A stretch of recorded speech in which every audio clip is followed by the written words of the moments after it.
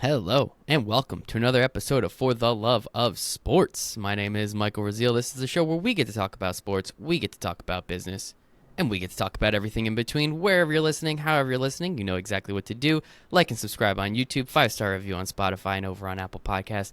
Give me a 5-star review and say something really nice about me and my incredible guest. Today I have Joe Delagrave. He's a 2-time Paralympic medalist and the head coach of the USA wheelchair rugby team. Joe, how you doing today, man? I'm doing well. Thanks for having me on, Michael. Pleasure is all mine. I worked with many Paralympic athletes back in the day, Olympic and Paralympic athletes. I got to hold a bronze medal in my hand one time, man. Very excited to get to talk to you about that. But, Joe, before we dive into your story a little bit, the first question I have for everybody on the For the Love of Sports podcast is, why do you love sports so much? Oh, great question. I love sports, mainly the camaraderie.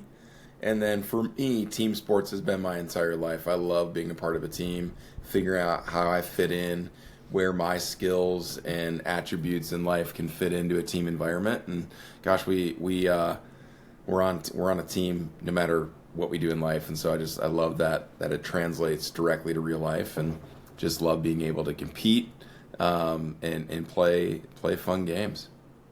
That team aspect, I think, is really important. A lot of people, right, there's individual athletes. I've had some of those on, right, the Ironmans of the world, the Iron Women's as well, obviously, golfers, tennis players. But even they really, they tell me, like, just because you're performing solo doesn't mean you don't have a whole team of people around you. So I guess what is it about that team aspect and that kind of puzzle-like feature that you really enjoy about it? Yeah, I think part of it is like there's people there to build you up, pull you back when you need it. That you're trying to figure out. For me, I was never like the best superstar athlete in any team that I was on or coaching or whatever it be. But like, how do I fit in? Like, where does what I can do and my personal responsibility within the team, how does that fit in, and how does that lead to success within a team environment? And the other thing is like just the accountability of it. Brothers, sisters, whatever, like it is, together doing something that's bigger than themselves.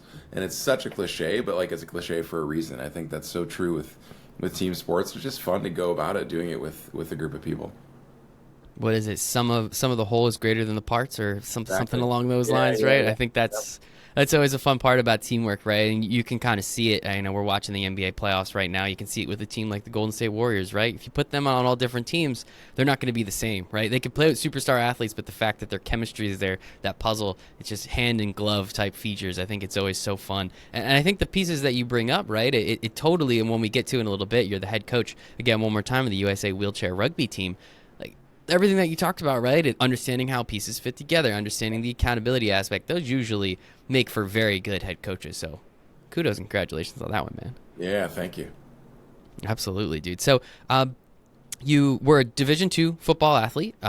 You were playing. You were looking to start. You were excited for it. Unfortunately, had a boating accident where you then got paralyzed. You did eventually find your way into rugby.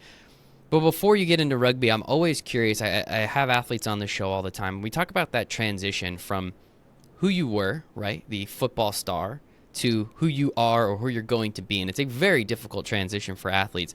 Obviously, yours is a little different, right? Becoming paralyzed, I think, is a little bit higher on the list than playing football. You can tell me. I don't want to put words in your mouth. But talk to me a little bit about what that transition was like, and understanding, like, hey, like, this isn't going to be the norm moving forward. Yeah. I mean, it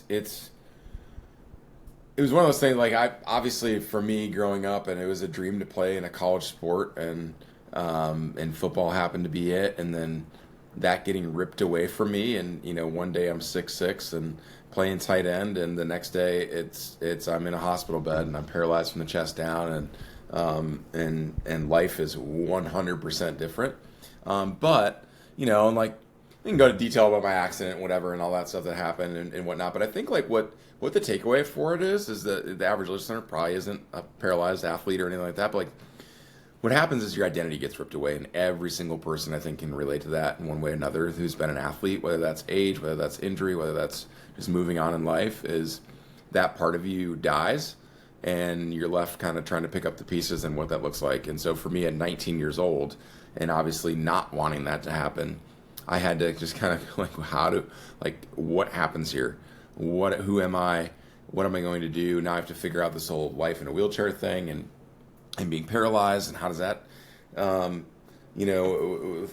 those details play into it as well. And the biggest thing for me is figuring out a way to pivot. I think during the pandemic, the pivot word was just like thrown all over the place. And I really always say, like, there needs to be a pause. There needs to be this period where you're actually thinking and being introspective and going like, what now before the pivot happens? Because a lot of times we can just pivot and we're going on and you never really healed, or you never really picked up the pieces, or you never really figured out who you were. And so for me, that was like the next 2 years after my accident, and trying to figure out who I was. What did I want to go back to school for? What do I want to do in life? What does this all look like? And like any 19-year-old kid, you have a bunch of questions and trying to figure out, do you want to have kids? Do you want to have a wife? Do you want to, like, what's your career? All that stuff. But then added in with the disability, it was just trying to figure that out. And so for me, having that pause was almost just as important as pivoting and going back to school and whatnot. Yeah, I think you actually do make a really great point. It's hard to pivot, but it's very easy to go from one thing to the next, right? It's much easier to not have to think about it than it is to think about it. I think a lot of people fall on that, unfortunately. And for you, I mean, you're 19, 20, 21 years old. I was pretty dumb when I was 19 to let's call it 24, 25. Like, what was that time like? I mean, you're a young kid. You're as you said, 6'6", tight end, big, ripped dude, getting at it. A college football player. We all saw about Blue Mountain State, right? So, like, just kind of curious, like, that had to have even thrown another wrench in it, right? It's one thing if I'm 30, I at least have like a brain at that point. But like, you're 19, 20, 21. I'm sure you're a smart guy too. Not trying to call you out on your intelligence. Yeah. But like, how much more difficult did it make it? Like, knowing that, like, oh shit, like I could have been, I wanted to be, and now you just get it, unfortunately taken away from you. Yeah, it was, obviously one of the hardest lessons of my life. But really, I don't know, like in that whole time, and there's some dark moments. I don't like to sugarcoat it. I mean, it was dark moments of depression and trying to figure out, like, what do you mean I have to get in this wheelchair every day? And what do I mean, like, everything that goes along with it, besides just being in the wheelchair, the physical needs that you have to be able to just live life are completely different. And it took a while to figure that out. And then from there, one of the most important pieces for me, I think, was I ended up going back to school, back to Winona State, went into the dorms, was in a dorm by myself, but was helping out with the football team. And as painful of it being at the spot where I used to be able to be a college football player, I used to be able to go do this, I used to be able to walk there, do that, or go up those steps. But being back in that environment around people that loved me and cared about me was really, really healing. And then it also made me realize that my competitive spirit wasn't paralyzed. And as cliche as that looks, I think the mumble jumble of the 19-year-old me was just like, I can't do this anymore, poor is me, wah, wah, wah, like that, just kind of playing the victim. And then going back to school, and there were some good choices for me, like getting out of my parents' house after my accident and going back to school and trying to, like, make the steps to be a decent member of society. But really going back there, realizing that I had this competitive fire in my chest, made me start making choices and got me involved in rugby and whatnot. But so it was really like I always had this desire to move forward, but I just wasn't quite sure on, like, where I was going. Where, like, I was talking to a friend recently, like, what elevator floor, like, you're on the elevator, you need to move, but, like, what floor are you getting off at? Where are you going on this path? And for me, I didn't think it was going to be adaptive sports. I didn't think I was going to play any. I thought they were, like, at 19. I thought, talking about dumb. I thought they were all dumb. I thought they were all like, oh, they're just out there for a hug, or like it doesn't matter, and it's not competitive, and it will never quench that competitive spirit that I have, and that just needs to go away. And lo and behold, almost 20 years later, it's not going away. Very clearly not going away. It would have been so easy to, as you said, just kind of bury yourself. Woe is me. Kind of, as you said, play the victim. Thankfully, you realize, if I'm not mistaken, murder ball, if that's a sport we play on in wheelchairs. I don't know if we still call it that. I apologize, not up on my lexicon. But yeah, obviously a very competitive game, and I think it's important for you and other people to understand, again, I've worked with Paralympic athletes, and the one misconception that always comes with it, unfortunately, and I think it's just an education piece, is people think Paralympics is closer to the Special Olympics than the actual Olympics. Not to say Correct. there's anything wrong, obviously, with the Special Olympics, but clearly, no. It is significantly closer to the Olympics. It is very cutthroat. These are incredible athletes. These are human beings doing things that me as a able-bodied person would not be able to do. In with years of Yeah. training, right? So, what was it like when you find out and you figure out, okay, wait, this is competitive. This is something that people are we're sweating out here. We're putting in significant time, practice, work. What was it like when you figured that out and you were able to actually say, like, wait a second, this can be my new football, essentially? Yeah, man. Like I went to a practice in Minneapolis, Minnesota. Had called a guy like, "Hey, when do you guys practice?" It's like Sunday nights, Wednesday nights. So I'm like, "Cool, I want to go and check it out." They ended up getting me in a rugby chair, which I like at that point I didn't know how to transfer out of bed basically, and I was like very very new to the wheelchair and very disabled and all that stuff, and I get in and practice with them, and I was hooked, and mainly I was hooked because I got to work up a little. I got overheated a little bit. I got to spray, and all of a sudden was really excited about it. But then also like the camaraderie that you really, for me, be having team sports my entire life, like that was something that I just desired, is like that locker room thing where you talk and whatever. And I was seeing a bunch of guys that were independent, that drove themselves to the gym, that were getting their own wheelchairs out of their car, and I was like, whoa, these guys are like living life. Just nothing flashy or anything like that. They're just living life. And for me, what I needed to see at that time was that. So it kept me coming back, and then I realized it was going to be like, oh, Paralympics. What is it? I had no idea what the Paralympics were, and so I looked up stuff like that and realized you could play at the highest level possible in the sport for your country, and started to set some goals, and really like realizing how competitive it was changed my life. I ended up losing 90 pounds, and over the course of 3 years to get to a decent weight for wheelchair rugby, and setting goals that really it ended up becoming a conduit for life. And I think that's like the big takeaway in this, and that people can relate to, is like sport. Don't let sport use you. You use the sport, and it needs to be a conduit. It's not an end all, And I think like you mentioned the NBA, like LeBron James and Steph Curry are playing in the Western semifinals right now. Like they do such a good job of using their platform for the greater good. And there's a lot of people like that where and it's not the end all to win a championship or anything like that. It's just a conduit to move you to hopefully a purpose that's greater than playing the sport. I love that, man. I think that's so important. So thank you for saying that. I think it's extremely important for people to understand and hear and see and really feel that, because that is something that we all can take. We're taking one lesson from this whole episode. I think I'm sure we'll have a couple more, but I think that's an awesome one. Yeah. And I actually oh, you got something else? I'll let you No, go. go ahead. Go ahead. All right, cool. I want to hop back to the thing that you said a little earlier when you first started to see people that were like you, almost acting, and maybe this is an overused word, but quote unquote normal, right? Seeing people, Yeah. as you said, they're driving themselves to the gym, nothing flashy, nothing crazy. What were those conversations like? Did you reach out to some of these guys? Did you kind of pull one aside and be like, hey man, this is new for me. This is, I didn't grow up like this. Yeah. This is something that I didn't really want, and unfortunately happened. How did you kind of use them as mentors and really be able to say like, hey, like, can you just teach me like some of the first things, some of the first things you remember? Can you just kind of impart a little of that wisdom on me so I can kind of just get on my way some more? Yeah, so like I rolled in that gym in Minneapolis, and there's a couple guys there that were super big for my development as a man in a wheelchair, and then I moved to Phoenix to pursue more high level rugby, and a guy down there, Scott Hogsett, was super important to me, still is this day, as a mentor, and probably my biggest mentor in the rugby community, and simple stuff, man, like don't put that on your wheelchair. You look really crippled when you do that. Or like, don't, or like, how do you go to the bathroom? Like, if you can't find a bathroom that's accessible, like, how do you do that? How do you do it sneakily, like, without everyone knowing that you're peeing in the street or something like that? Like, or how do you go to the bathroom?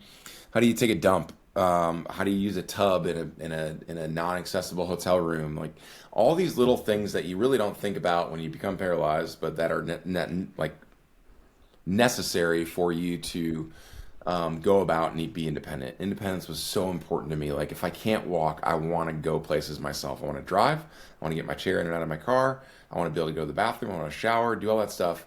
even if it's not accessible, and the world's still not an accessible place, it's so much better than it used to be, even like 50 years ago, 40 years ago, but it's still not a very accessible place, and so you have to overcome some of that, some of those barriers that keep you from just easily accessing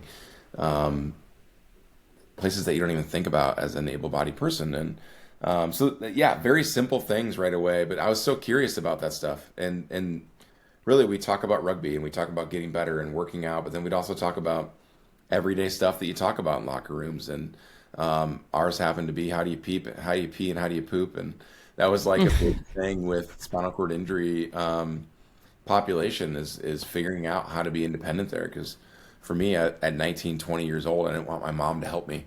That wasn't that's wasn't what I wanted, and I had enough function to be able to kind of go like, let's figure this out, and enough positive attitude to that, let's figure this out. And there's a lot of failure in that, but it was yeah, took a couple of years and became independent doing all that stuff.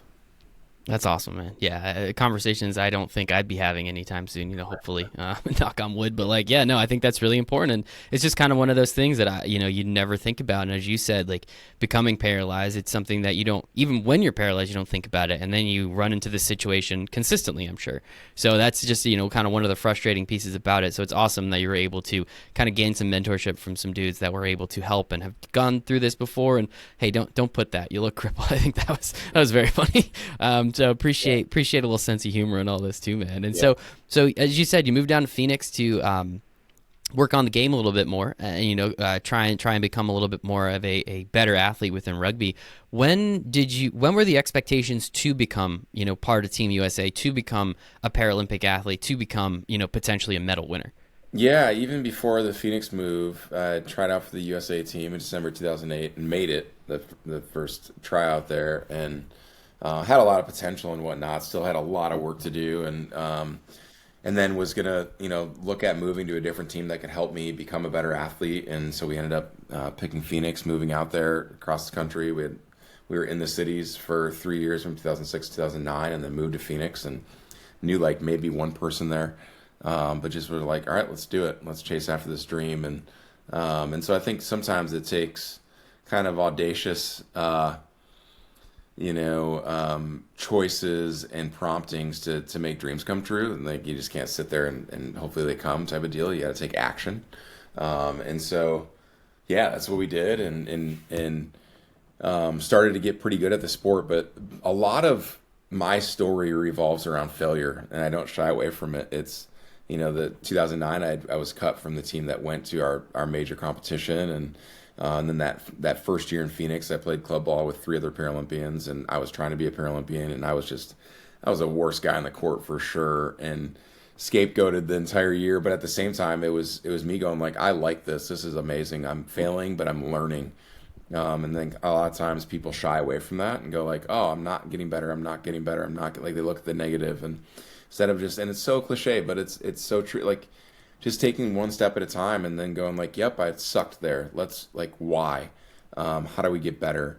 How can I ask the people around me to help me get better? Where's the personal responsibility there to kind of meet them in the middle with that as well? And so, just grinded at that for the next 3 years down there, and ended up making the Paralympic team for 2012. But really, it's rooted in like the choices I make and the response I make to when bad stuff happens, when in my control and outside my control, because we all do dumb stuff sometimes. That's in our control, but we also do have things and circumstances. And of course, my accident was like no fault of my own. Wasn't doing anything dumb, just sitting on a boat, and randomly had broke my neck after my buddy hit the shore. And so like it's just one of those things where you go like, within the circumstances or obstacles that you're facing, how can I help get around it or above it or through it or whatever it is, and that's where personal responsibility comes in. And like, you have to have those tough conversations in the mirror and not point the finger at anyone else. Absolutely, man. Responsibility, accountability depends on how you like to utilize that word, but I totally agree, right? Even though it's something out of my control, how do I what can I do to this situation to make it better, right? Like it's not might not be my fault, but how can I take advantage, or what can I do, as you said, take action, be able to say, okay, this happened. Now what do I do? Doesn't matter. Like doesn't matter that it happened. It already did. How can we make this situation better? And it sounds like you were capable of doing that multiple times throughout the course of your life, as you said, because it's very easy for people to say like, oh, I'm not very good at this. Why do I want to keep doing it? Well, if you're having a good time, why would you want to stop? A, and then B, if you're getting better, right? You're not going to get better if you just say like, oh, I suck, I'm done. Like that's not how it works, right? Like you gotta have to keep going, and it sounds like you're capable of doing that. And again, 2012 and 2016, you said was the two 2012 and I assume 16 were the Olympics, Yeah, Paralympics. 2012, and then 2016 I was an alternate, and then 2020 and 2021 with the pandemic, won silver there. So, yeah. That is awesome, man. Well, kudos and congratulations on that. I think it's absolutely incredible. I hope you have them hung up on your mantle or somewhere that you get to see them every once in a while, because that is such a cool friggin' feat. So kudos, congratulations on that, man. And not only that, right? So you're now the coach of the USA wheelchair rugby team. Like what has that transition been like, and being able to say like, hey, maybe the sport's passed you by. It happens to all of us, right? You get a little bit older. It's unfortunate. Young dudes, young bucks coming up. What was how were you okay with kind of letting the playing career go and saying, you know what, I still want to be around it. I still think I have some wisdom and I can part on some of these young guys and girls. How were you able to then transition to being a coach? Because not every great athlete makes a very good coach.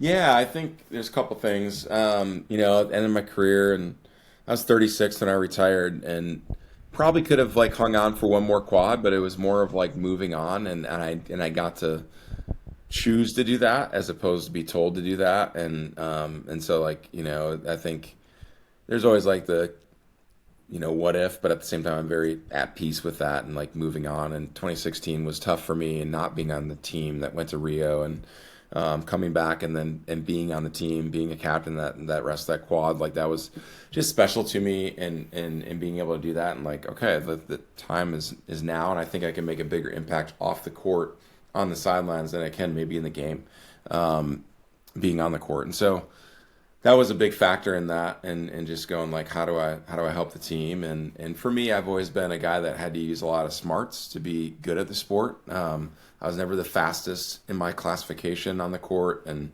I had size obviously with my big frame, but I had to use the smarts and going like, I wonder if some of these guys that are way more functional, way better athletes than I am, if they can use some of these tips and tricks, if we can be a better team. And so just seeing the court as in the game as a chess match and moving pieces around and whatnot I've always been curious about that and excited about that. So it's kind of like my role on the team has always been kind of like that catcher in baseball, and kind of like, catchers always make the best managers type of thing. And so you have to see the game from a slowed down version, and it's I think helped implement and led me to becoming a young coach that's excited about getting better.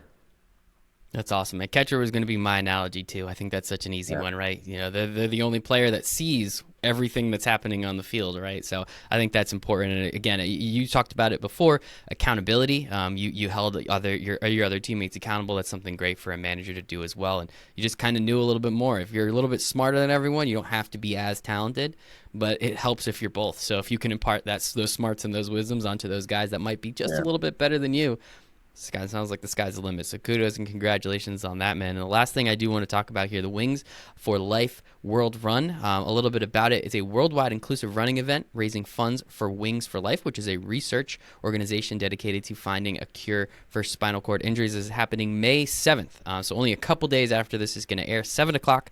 Whatever time it is for you, it's 7 o'clock in the morning. That's what I read on the website. So, Joe, tell me a little bit about Wings for Life, what it's meant to you being a part of it, an ambassador, and obviously this run that's coming up.